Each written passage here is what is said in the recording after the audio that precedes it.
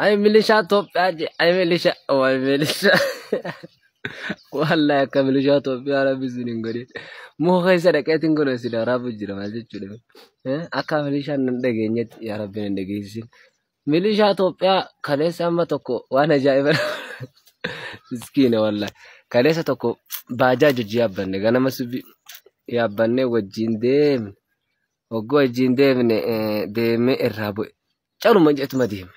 قرشين كفلين قوي سات الفتي قربانا جنك قوي سا قرمرة خاتو كان عملنا قباس في فتاوس شفير تيجي بدا بديت من باجاج نديم قربان لينك إبكاسة صداتاتي الله كان كفليغا جين جين ميليشيا الله كان كفليغا قبنا تنا كيس دلغاچو جيراجي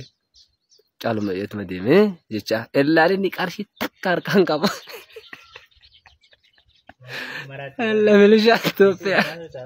الله ميليشيا توبيا أكاسيتي أما نديم يقول نديم قربان باجاج جل أوفيت أدرو قرشنا خفلا خبر قبرتنا كيس درجة جرا قبرتنا كان وادمني دلقو جرا جين قرشي ده هاي أكاسيتي سجين أما برباد شيء كذا أشوف منظرات أنا كادا منظران كادا دبين ميليشياتون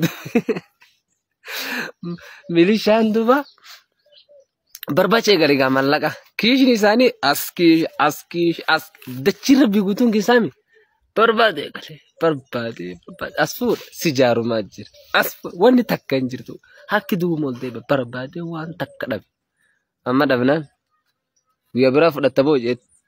ajjeede guban caluma jetu bata asunilleen ka addati caluma jetu ma dhabbate eeg amma soo barbaadu qarshi kudan arkee ifra kafal akkasi kutte milishaansa an kana dibe yo qarshin qabanni ma baaji nama seena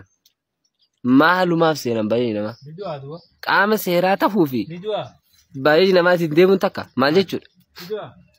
mama makina nama seeno ba yo mallakan qaban milishaan Itoophiyaa yookaan kadhachuudha qawweesi nama sodaachisanii deemu milishaa Itoophiyaa miskiina wallah yoggus dalaga gabbee beekadu amma galgala akkasitti guyyaa kana qarshii kudha waan kafalu dhabe sannooli galgala qarshii kuma meeqaan galaa beekadu yaa hawaasa kee miskiina warri ayilii qabu shufeerran tokko fuutu milishaa isaan karaa irratti arga waraana kan hin fuudhan maaliif hin fuudhatin jetteeni silaaf mallaqaan kafalu siin jea bakka tana ni mumale amma dhufanii najjeesani akkasitti ilaal ijoollee adaraa warreen isin ije sheer gootanii milishaa biraan hin geena dhufanii najjeesani bakka anan jirutti adaraa sheerin godhina viidiyoo tana dhugaa rabbi amma dhufanii asitti najjeesani eenyuun na kafalame eenyuun na kafala isini akhi an najjeesanii akkana jettanii sheerin godhina wassalaamu alaikum warahmatullahi wabarakatuh